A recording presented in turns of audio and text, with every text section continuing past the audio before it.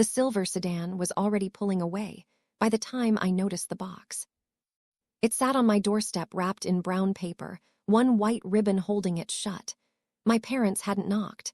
They hadn't waited.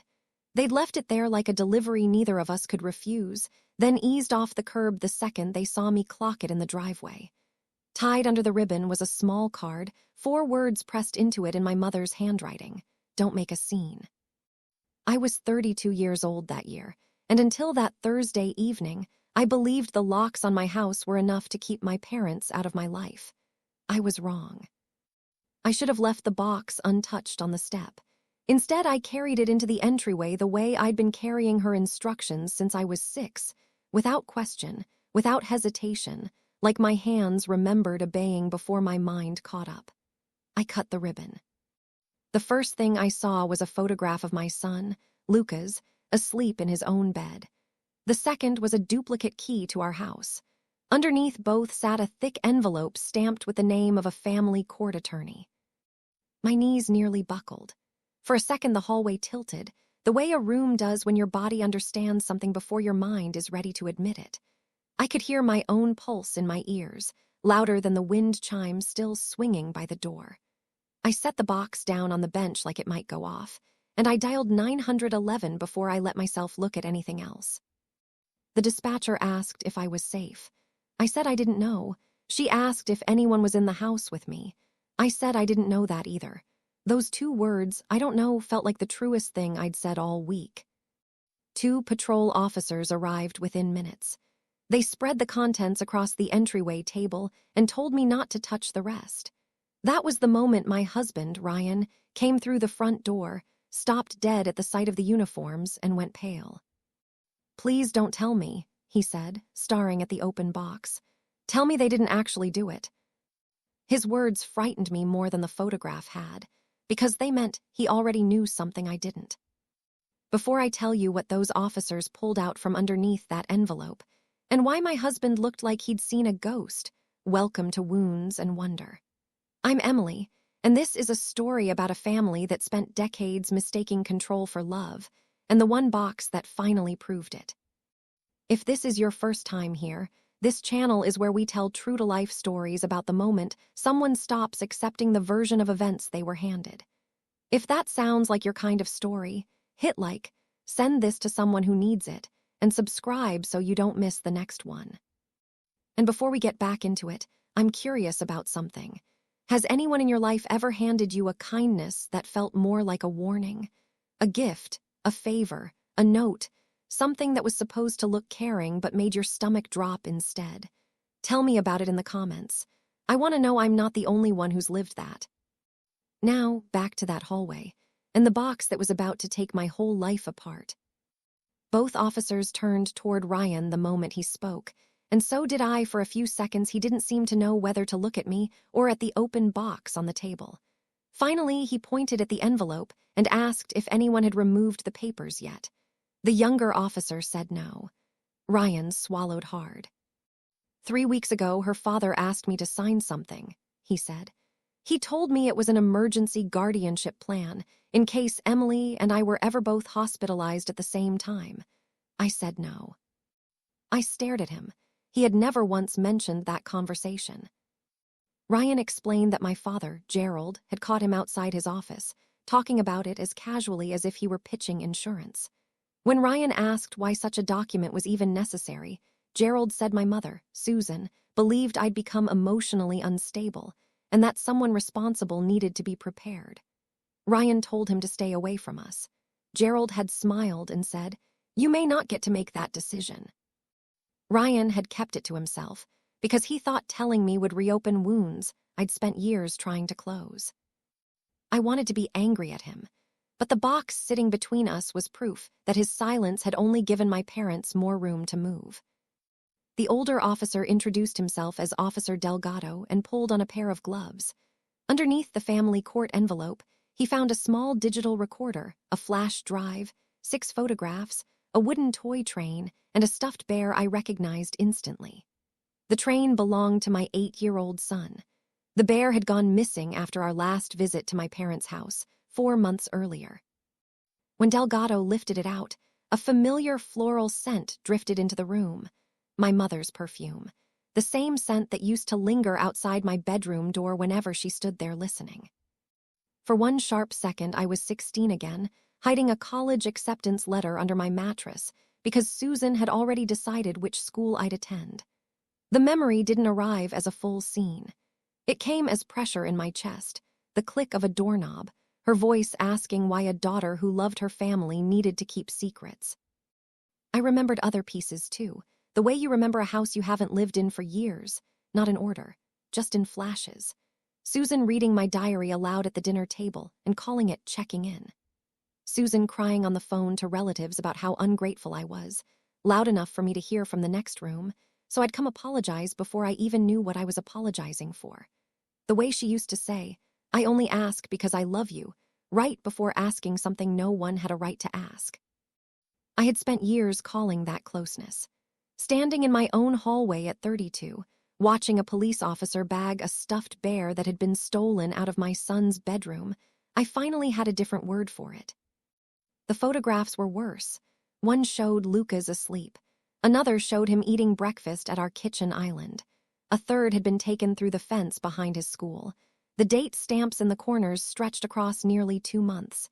In one image, a reflection in the window caught part of the photographer's face. It wasn't Gerald. It wasn't Susan. It was a man I didn't recognize.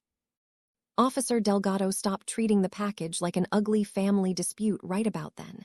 He called a supervisor, requested an evidence technician, and asked whether my parents had ever had a key to our home. I told him Gerald had helped us replace the back door lock the year before.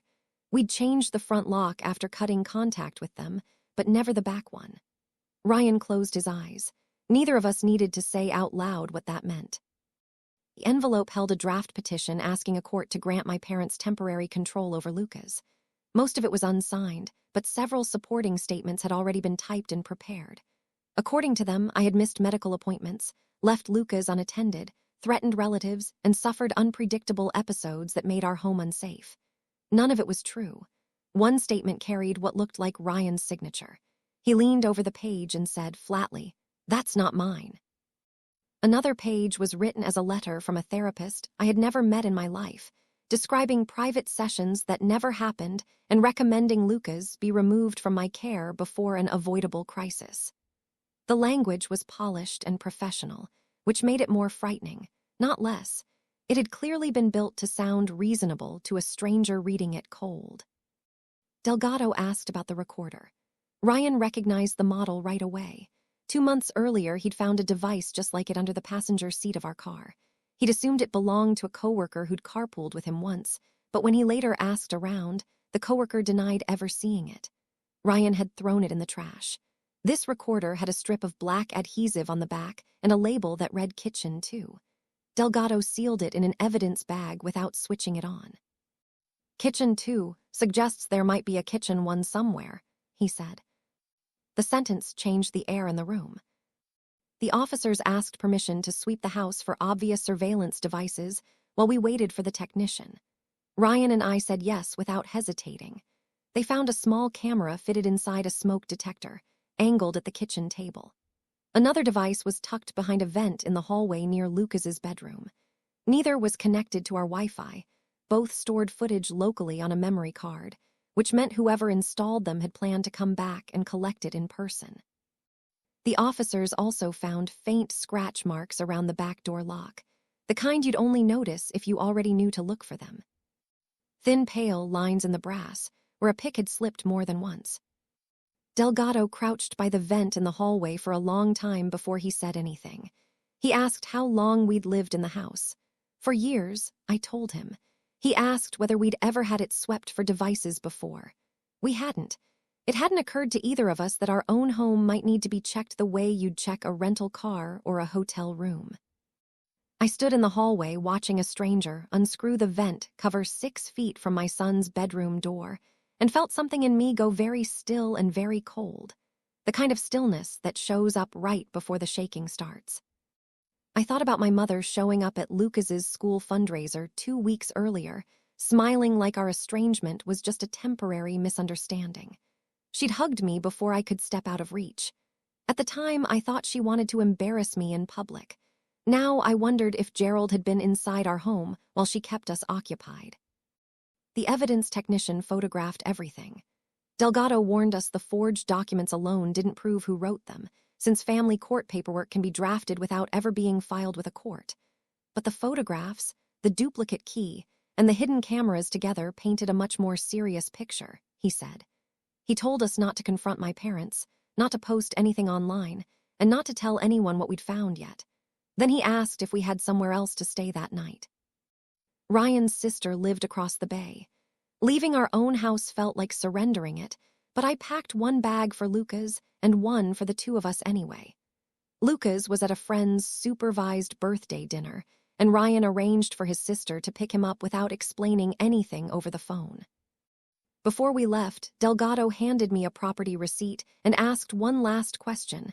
Had my parents known Ryan would be home late that night? I said yes. Susan had called Ryan's office that morning, pretending to confirm a dinner invitation. Delgado looked at where the box had been sitting, then at the open front door. "They may have been expecting you to open this alone," he said. That was when I finally understood the message underneath the ribbon.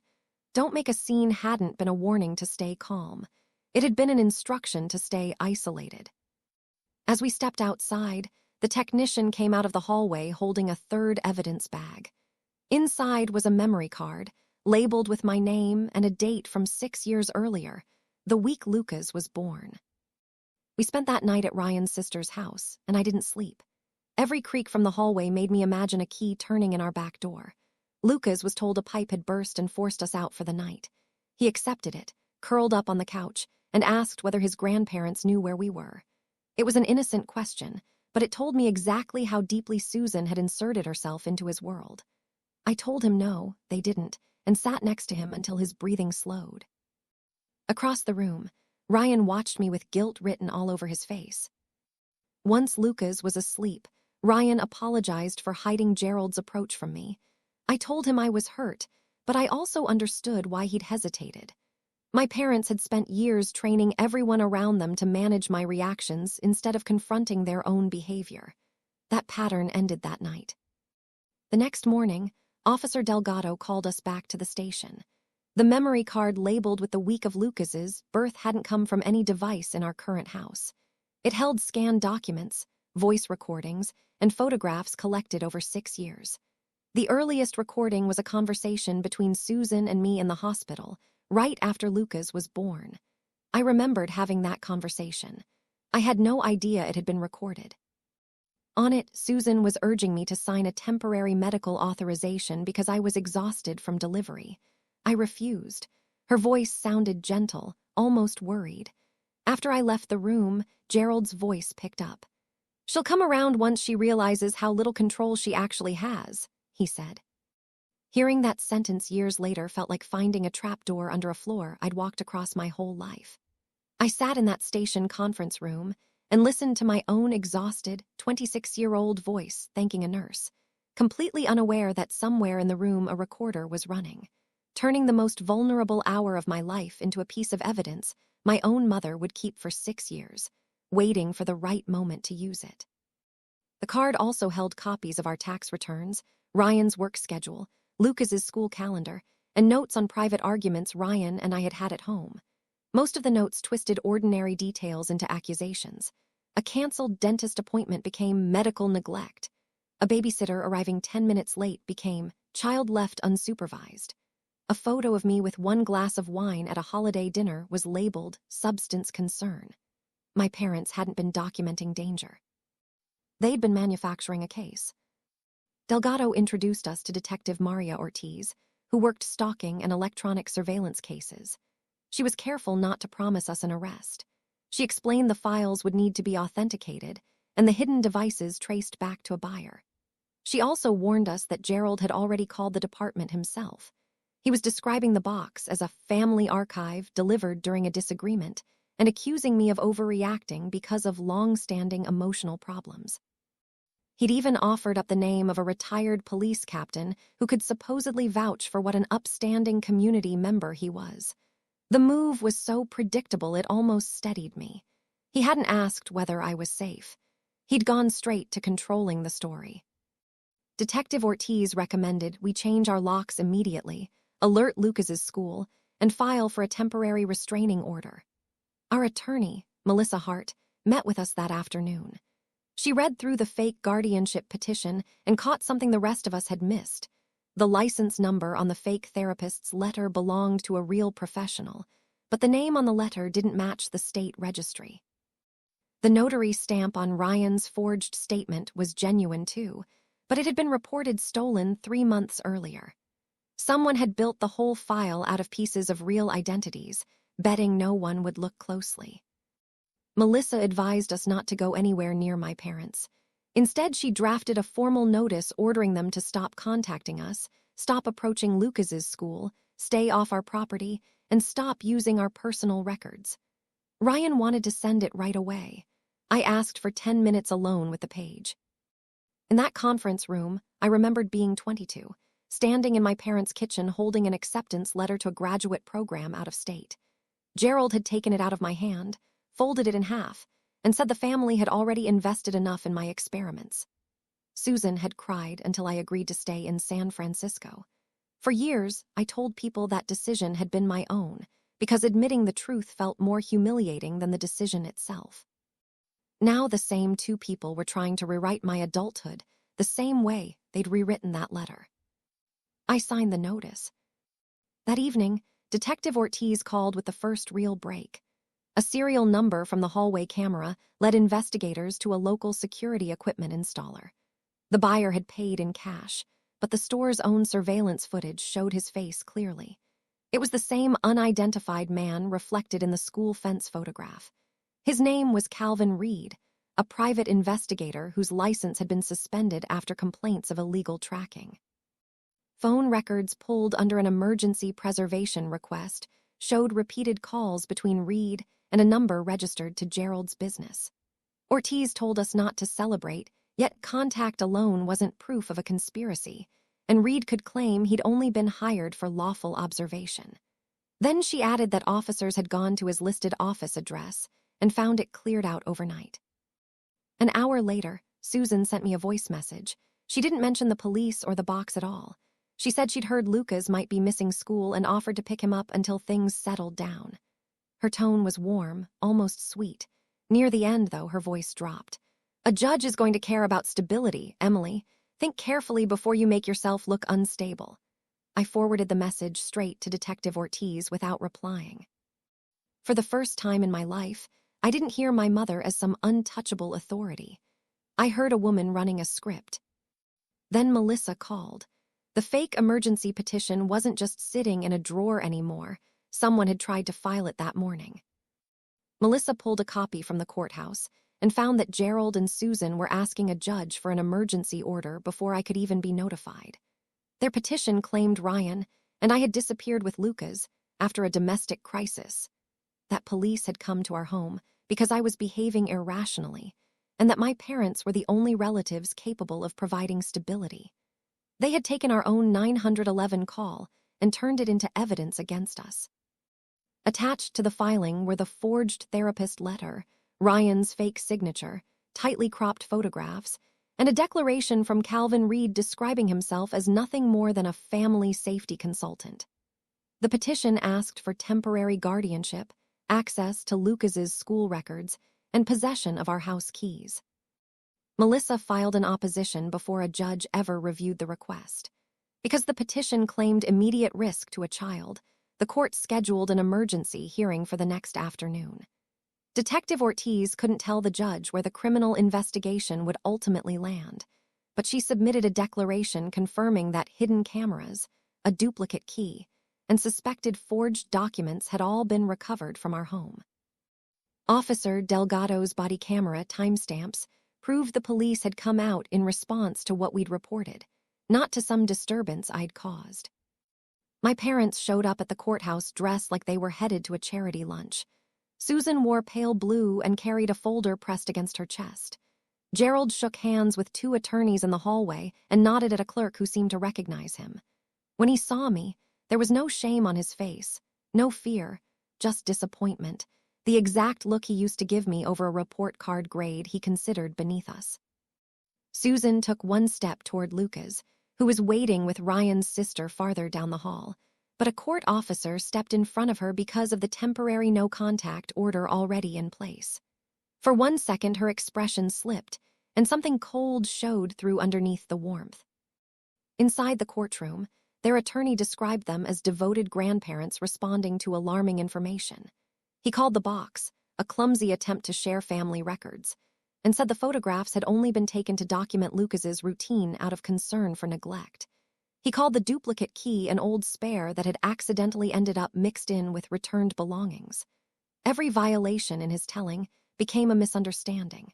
Every lie became concern. Then Melissa laid the original photographs beside the versions attached to the petition. The uncropped images showed full date stamps and wider backgrounds. One photo my parents had labeled Lucas wandering alone outside school revealed, once uncropped, that Ryan was standing only a few feet away the entire time. Another, labeled Emily intoxicated at a family gathering, showed a birthday toast with 6 other adults holding identical glasses. The courtroom had gone very quiet by then, the kind of quiet where you can hear the air conditioning cycle on. A few relatives who'd come to support my parents sat behind them, and I watched 2 of them lean toward each other when Melissa set the uncropped photos down, watched the moment it registered on their faces that the pictures they'd been shown at brunch were not the whole picture at all. The judge asked why the images had been altered. My parents' attorney requested a moment to consult his clients. Gerald leaned over to whisper something to him, but Susan stood up before he could finish and said she could explain. The judge ordered her to sit down unless called. She kept talking anyway. She said I had always been impulsive, that Ryan was weak, and that someone had to plan for Lucas's future. She said the family couldn't just wait around for me to fall apart. Melissa asked her directly whether she had authorized anyone to enter our home. Their attorney objected, but the judge allowed a narrow answer, since the petition itself requested access to our property. Susan looked straight at me and said, "A mother does what's necessary when her daughter refuses help." It wasn't a full confession, but it was enough to shatter the careful image she'd walked into that courtroom wearing. Gerald grabbed her arm and told her to stop talking. The judge noticed. So did the court reporter. Melissa then played the voicemail, the one where Susan warned that a judge would care about stability. Because Susan had sent it to me directly, there was no consent issue with the recording. The judge listened to it twice. After the second playback, he denied the emergency guardianship request outright, barred my parents from contacting Lucas or approaching his school, and referred the forged documents to the court's fraud unit. He also ordered that no future petition from them could be considered without notice to us first. Outside the courtroom, Gerald finally lost his composure. He got close enough that the court officer had to step between us. "You have no idea what you've started," he said. "People know us. They know exactly what kind of daughter you are." For most of my life, that sentence would have shut me down completely. Instead, I said, "Then let them see the evidence." Susan started crying, though there were no actual tears on her face. She told Ryan he was letting me destroy Lucas's relationship with his grandparents. Ryan told her they destroyed it themselves the moment they walked into our house uninvited. Gerald's jaw tightened. "You can't prove anyone entered that house," he said. Detective Ortiz, who'd been waiting near the elevators, spoke up from behind him. "We're working on that." Gerald turned and saw her badge. For the first time, the confidence drained right out of his face. Ortiz asked both of my parents to come down to the station voluntarily. Their attorney refused on their behalf and hurried them into the elevator. As the doors closed, Susan stared at me with open hatred, then lifted her phone and started typing something. Less than 5 minutes later, every member of our extended family got a message from her claiming I'd suffered a breakdown, manipulated the police, and tried to have my loving parents arrested. What Susan didn't realize was that she'd attached the wrong file to that message. Underneath her paragraph was a photograph of our own kitchen, taken from the angle of the hidden camera. Susan tried to delete the message within minutes, but plenty of relatives had already saved it. My cousin sent me a screenshot before I'd even made it out of the parking garage. The photo showed our kitchen table from inside the smoke detector, and in the corner, a timestamp placed it 3 weeks before the box ever showed up on our porch. Susan had just connected herself, in writing, to evidence she'd sworn in court was a misunderstanding. Detective Ortiz asked everyone who'd received the message to preserve the original file. By that evening, the fraud investigator, the district attorney's office, and the police cyber unit were all looking at the same image. The metadata showed it had been exported from a folder named Emily Home Monitoring. The device history traced that folder back to a laptop registered to Gerald's consulting company. He could still claim someone else had used the machine, but the wall around him had started to crack. The next morning, officers executed search warrants at my parents' house and at Gerald's office. Detective Ortiz later told us only what she was legally allowed to share. They recovered copies of house key invoices from Calvin Reed, a stolen notary seal, surveillance equipment, and several binders labeled with dates going back to my childhood. One binder held reports on Ryan's job, our neighbors, Lucas's teachers, and which extended family members would likely support my parents or oppose them. Another held drafts of anonymous complaints prepared for Lucas's school, Ryan's employer, and child welfare authorities. Not all of them had been sent, but together they showed a coordinated plan: isolate us, damage our credibility, then present themselves as the solution. One binder was organized by year, going back further than I expected: notes from a birthday party, a copy of a lease application, a printed email thread between me and a college friend that I didn't even remember Gerald having access to. Detective Ortiz said later that in her experience, cases like this rarely start where people assume they do.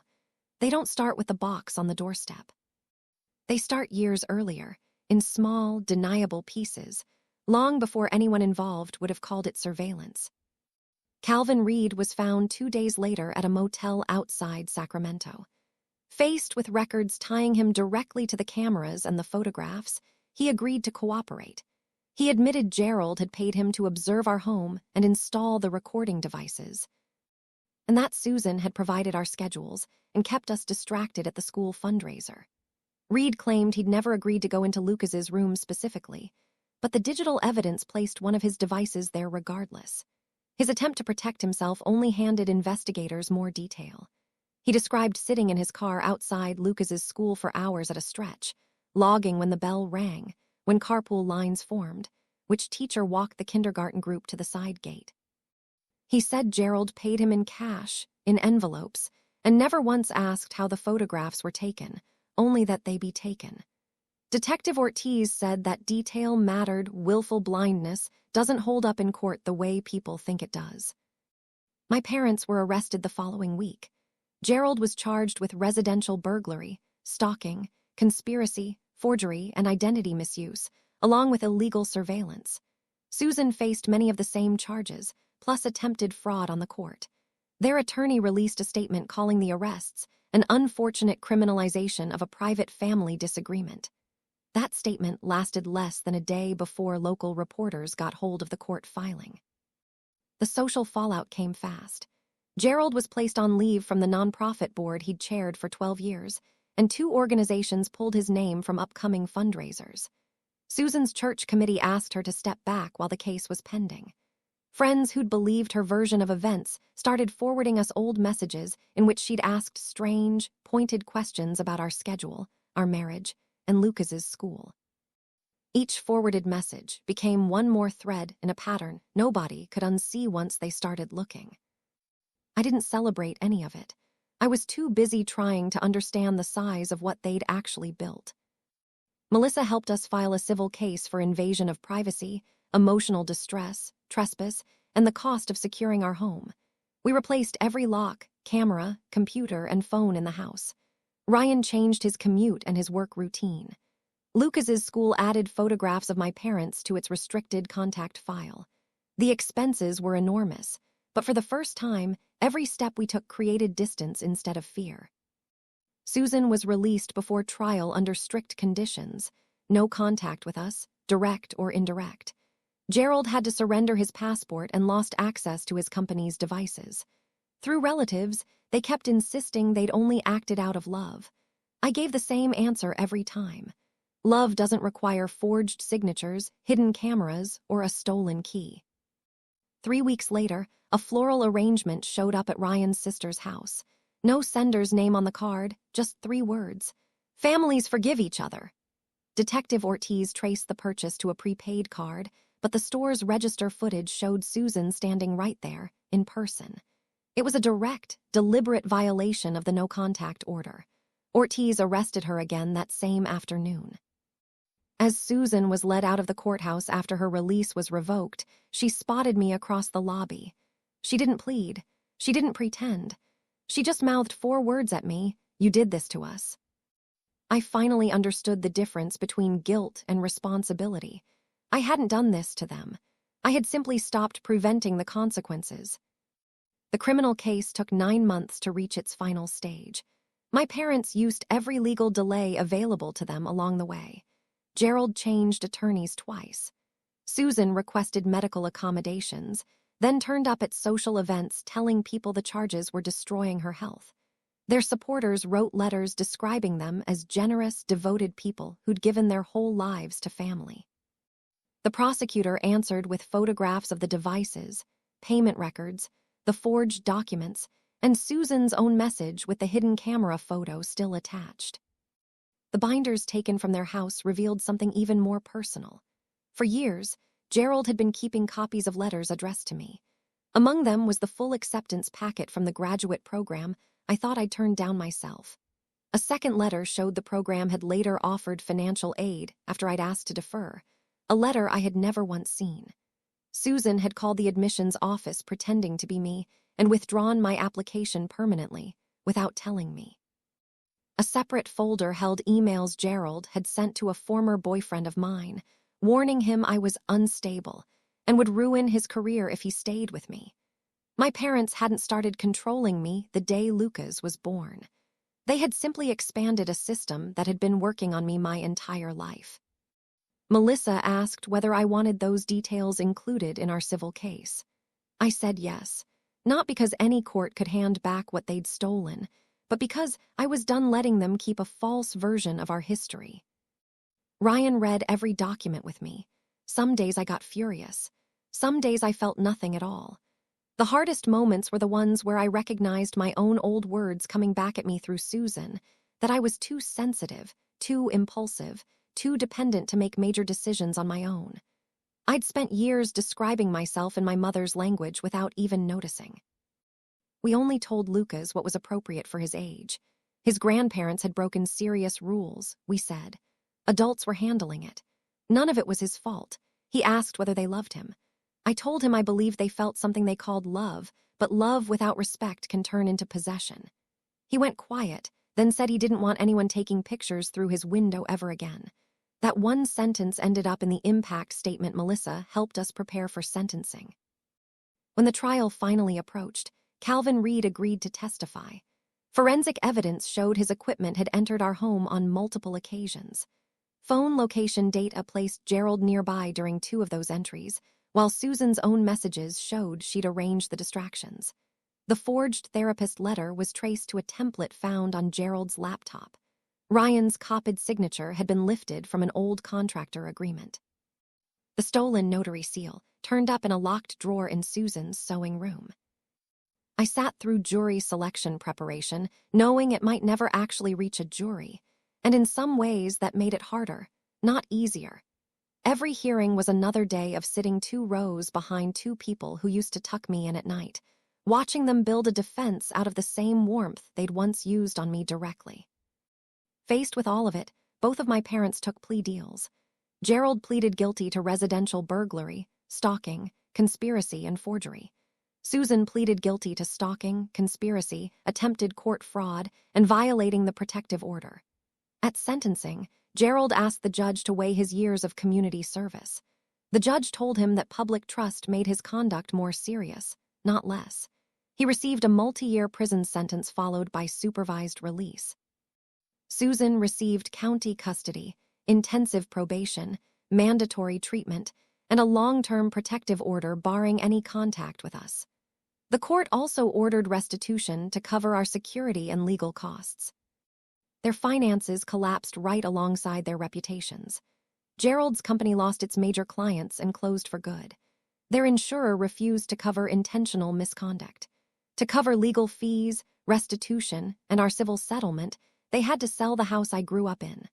A local paper ran a short piece on the sentencing, and for a few weeks people I hadn't spoken to in years reached out, some kind, some just curious. The nonprofit board removed Gerald permanently and issued a public apology to its donors. Susan lost the social circle she'd spent years using as an audience for her version of our family. On sentencing day, she turned to me one last time and whispered, "Was it worth destroying everything?" I answered quietly, "I didn't destroy it. I opened the box." She didn't cry when she said it, and neither did I when I answered. There was nothing left to perform for either of us at that point. That was the last conversation we ever had. A year after sentencing, our house finally stopped feeling like a place under observation. We'd replaced the back door, repaired the hallway vent, and swapped out the smoke detector twice before I stopped eyeing it every time I walked into the kitchen. Healing didn't arrive as one dramatic turning point. It showed up in ordinary things, leaving my phone on the counter without checking it for messages, watching Lucas walk into school without scanning the parking lot, disagreeing with Ryan without hearing my father's voice in the back of my head predicting our marriage would fail. Some nights, I still woke up certain I'd heard the back door. Ryan would put his hand flat on my back without saying anything, and I'd lie there until my heartbeat matched his breathing again. A therapist told me that was a normal part of it, that safety isn't a switch you flip, it's a floor you rebuild one board at a time, and some boards take longer to trust your weight than others. Ryan and I rebuilt the trust between us too. He promised never again to protect me by keeping something from me, and I promised to tell him when old fear was steering a new decision. We went to counseling, not because my parents' forged letter had ever been right about anything, but because real support is something you choose, not something forced on you. That distinction mattered to me. Susan had used the idea of mental health as a weapon for years. I wasn't going to let her turn asking for real help into something shameful. The civil settlement covered our remaining security expenses and set up an education fund for Lucas. I didn't want money from my parents to feel like some kind of prize, so we treated it as restoration instead, nothing more. Part of the settlement also required them to surrender every photograph, recording, copied key, and document connected to us. Detective Ortiz personally supervised the handoff. There were 12 boxes in total. I didn't open most of them. Melissa had a digital forensics company sort through anything necessary for our records and destroy the rest. One small envelope came back to me separately because it held my original graduate school acceptance letter. I held onto it for a long time. The paper had yellowed at the edges, but my name was still perfectly clear. At 33, I applied to a graduate program near home in the same field. When the acceptance email finally landed, I read it out loud to Ryan and Lucas. No one took it out of my hands this time. Our extended family reacted in every direction imaginable. Some apologized for ever believing Susan. Others said they wanted to stay neutral, as if hidden cameras and forged court documents were just two sides of a normal disagreement. One aunt told me she believed me completely, but still wanted an invitation to keep coming to holidays, for the kids' sake. As though the kids in question hadn't been the ones photographed through a fence. I stopped arguing with any of them eventually. Neutrality had always been the exact space my parents operated best in. Anyone who needed me to minimize the truth to keep the family peace no longer had a central place in my life. Lucas eventually asked whether he'd ever see his grandparents again. I told him the protective order would stay in place, and that when he was older, he could talk through his own feelings about it with us and with a professional. I never asked him to hate them. Hatred would have just kept them present in a different shape. I wanted him to understand boundaries, evidence, and the real difference between forgiveness and access. Forgiveness can be personal. Access has to be earned. Some people would call everything that happened to my parents afterward revenge. I understand why Gerald lost his freedom, his business, his home, and his reputation. I understand why Susan lost her standing, her control over our family, and the audience that used to accept every story she told without question. Their punishment was severe. But I never planted evidence, never spread a rumor, never engineered their downfall. I preserved what they sent me, reported what they did, and refused to back down when they tried to make me doubt my own memory. The truth did the rest. The wrapped box stayed in police evidence until the case closed. When it was finally released back to me, I only asked for one thing out of it, the warning card. I had it framed and hung beside my graduate school acceptance letter. "Don't make a scene now" sits underneath proof that I took back a decision they once stole from me. The words don't sound like an order anymore. They remind me of the exact moment my obedience ended. People ask me sometimes if I miss them. The honest answer is that I miss an idea of them that turned out to have never really existed, a version I'd built out of birthdays and Sunday dinners, and the version of family I was taught to accept without question. I don't miss the people who wrote those binders. So here's what I carried away from that doorstep. When controlling people tell you to stay quiet, they're usually protecting the story that keeps them in power. Document everything. Ask for help. Build boundaries that actually have consequences attached to them. And never confuse family loyalty with permission to invade your life. Would you have opened that box or called the police before ever touching it? Either way, trust the moment concern turns into control. That moment might be the beginning of your freedom. If this story reached you tonight, tell me in the comments what stayed with you most, the box, the courtroom, or the voicemail. And if you want to know what happens when a family secret is the one thing nobody can take back, come find us here again for the next story. I'm Emily, this has been Wounds and Wonder, and I'll see you in the next one.